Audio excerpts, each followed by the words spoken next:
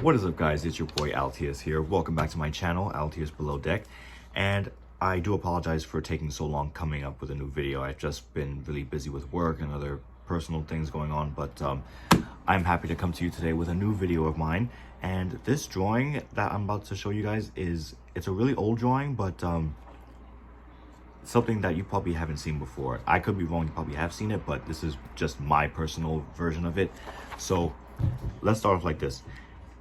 We already know how overly crowded our cities are today, right? Like, for example, Mumbai, India, or New York City, like even more specifically, Manhattan has, like, I think I'm in the ballpark at like 20,000 or 50,000 people per square kilometer or something like that, which is already ridiculous.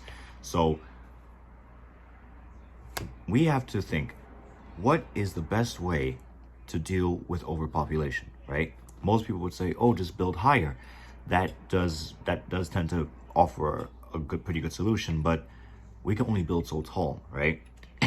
But we could also expand outwards, but then again, our cities can't expand to take over an entire continent or an entire state. But then that leads to another question. What if we could put 1 million people in one area, in one building? 1 million people in one building that could also double as its own city, right? So I am happy to present to you my personal favorite drawing I've made so far. The Altius Megacity Pyramid.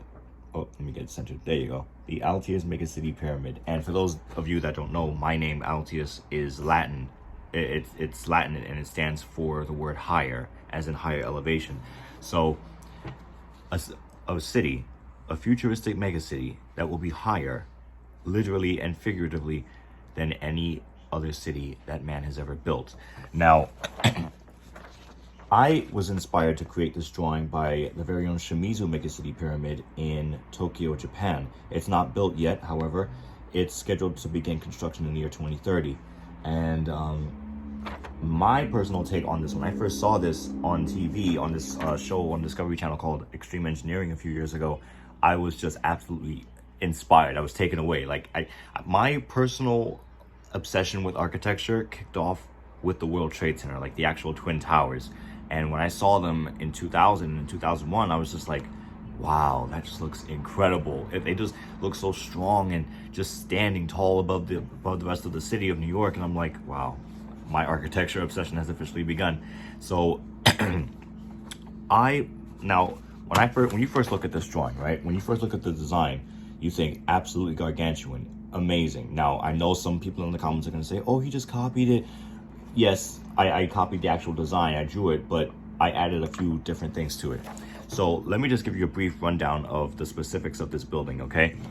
It has over 24 80-story skyscrapers, and it can hold a population of anywhere from 750,000 to over 1.5 million people. I added an additional 500,000. It would be over 8,000 feet tall, and it would be located about anywhere from 90 to 100 miles off the eastern seaboard of New York City, because that's where the continental shelf begins to dive downwards and hits the ocean floor. So we can't build, excuse me, we can't build something that deep. And it would cost, now brace yourselves for this, okay? It would cost $5.3 trillion. That's $5.3 trillion. And mind you, with all the money that the United States prints every single day, I'm pretty sure we can afford to print that much. And it would take about anywhere from 50 to 150 years to complete with modern construction technology.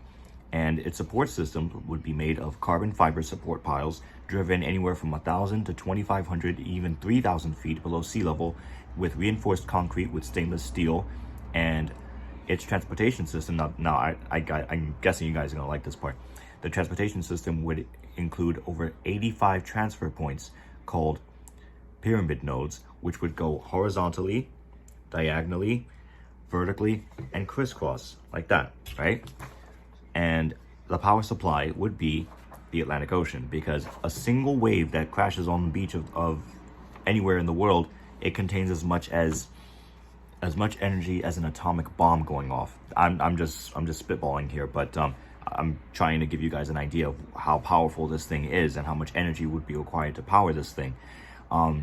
it would be composed of anywhere from 55 to 75 smaller pyramids, and each pyramid would be the size of the Great Pyramid of Giza in Egypt. Now, you take the Great Pyramid of Giza, right, which is already unbelievably huge on a human scale, and then multiply that by anywhere from 55 to 80 times, and that's how big this overall megacity pyramid would be. And I myself, I'm having trouble picturing it because I haven't seen the Great Pyramids of Giza in real life yet, but hopefully I will change that over the next few years. And just to show you guys the picture of the drawing again, look at that. These are the support piles right here. It would be 1, 2, 3, 4, 5, 6, 7, 8 piles across. And you could see by these arrows that I've drawn right here across the bottom of the building of the city, the weight would be equally distributed across the entire overall platform and length of the building, right? Now, just to scale this pyramid right here, this is a rendering of the Great Pyramid of Giza, and you would need this many pyramids to build the overall pyramid. And as you can see, these are the buildings, the 80-story or 90-story skyscrapers. Me personally, I included that these buildings would be taller than 80 stories, anywhere from 90 to 95 stories. And these black dots right here are the transfer points where you can travel horizontally and diagonally throughout the building. And of course, it can hold anywhere from 750,000 to over 1,500,000 people. And you can see right here, let me see if I can focus that right there. That is a brief depiction of how the transfer points would look inside the building. Sorry, let me just get rid of that. And yeah, also, now, each support pile, right? It would be made out of every support pile that would be responsible for holding up this megacity pyramid, it would be made up of 26 carbon fiber support piles. Now, if each carbon support pile has to hold up 50 million tons per support, right? That means this overall pyramid would weigh 1,300,000,000,000,000 tons. That's 1.3 trillion tons. That would be by far the largest and heaviest thing that humanity would have ever built. And it would be stacked 7 layers high out over the Pacific Ocean and 7 pyramids across. And, excuse me, self-driven taxis would ferry citizens to underwater tunnels underneath Manhattan, under Manhattan or Brooklyn or wherever we want the initial terminals for the trains to take off from. And these underwater tunnels where the trains would take off from, they would take them to Pyramid City entrances about anywhere from 90 to 100 miles away. And each support pile would be made up of nanotube technology. And nanotube technology is extremely specific and extremely powerful. It is at least 100 times more powerful than diamonds. Now, I've been doing research, and I'm still doing research on this project, but this is also what the nano cylindrical tubes would look like right here. You see that? Right over there. That's what it would look like. And I think I'm catching a cold or something.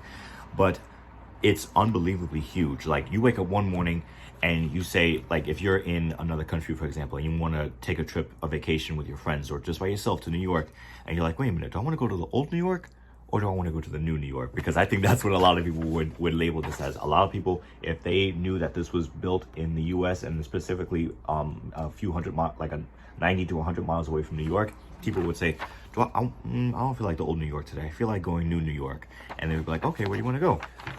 This. I want to go to the new New York right here, you know?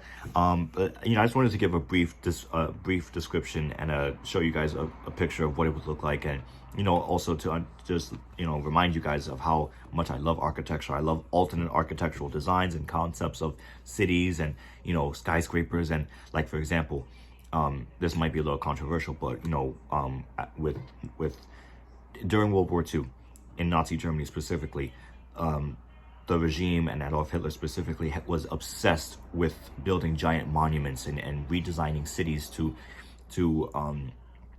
echo what made him powerful, echo what made him this powerful, angry man. You know, like he wanted to build a triumphal arch. Like in my first video that I uploaded about a year ago, I discussed that Nazi Germany and Adolf Hitler specifically wanted to build a triumphal arch that was at least 500 feet tall, taller than the Arc de Triomphe in Paris.